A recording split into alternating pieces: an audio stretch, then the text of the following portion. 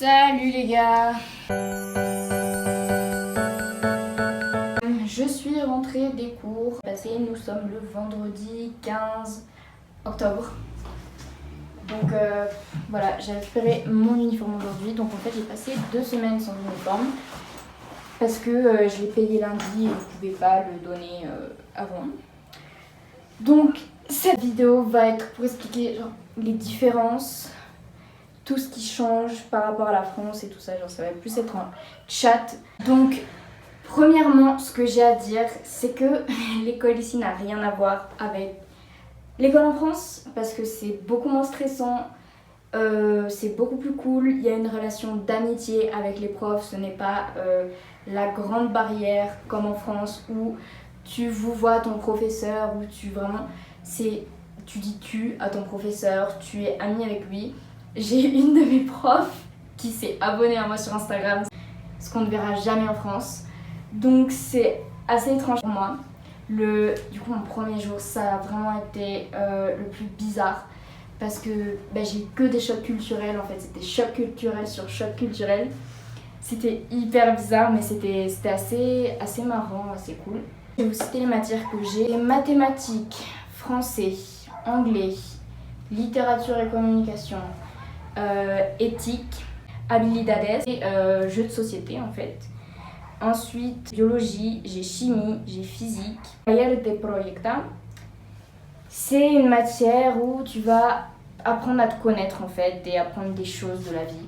Genre en ce moment, ce qu'on bosse, c'est le body positivisme.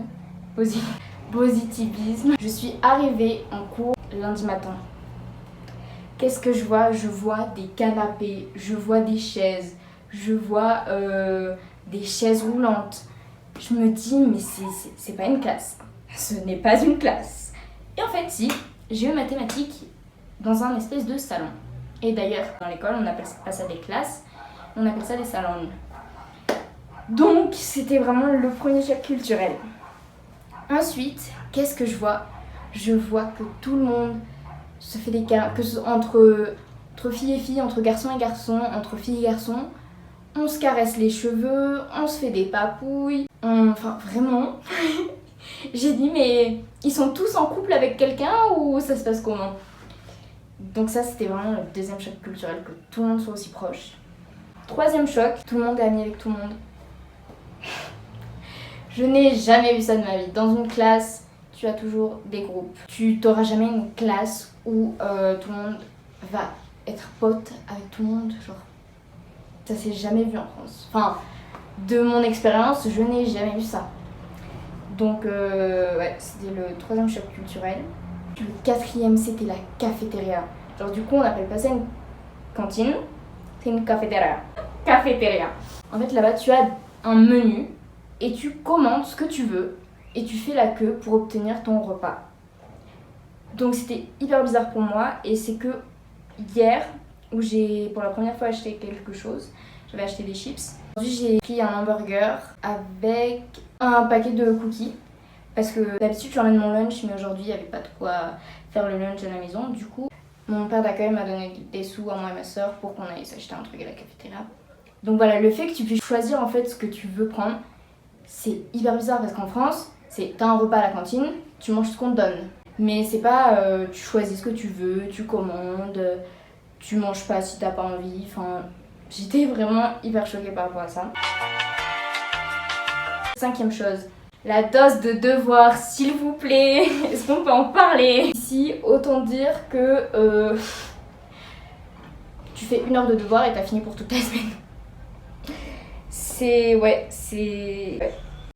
Ensuite, les élèves à l'école portent un uniforme. Il y a un uniforme de sport et un uniforme pour tous les jours. Je vais vous montrer du coup.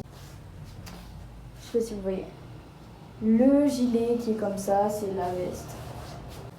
Ensuite, on a un espèce de polo à manches longues, comme ceci, très simple. Oula, je se met par ici. Le jogging qui est comme ça, oui, on dirait très clairement le jogging Adidas. Le gilet pour tous les jours. Le t-shirt de sport. Le pantalon de tous les jours. On se met en uniforme toute la semaine.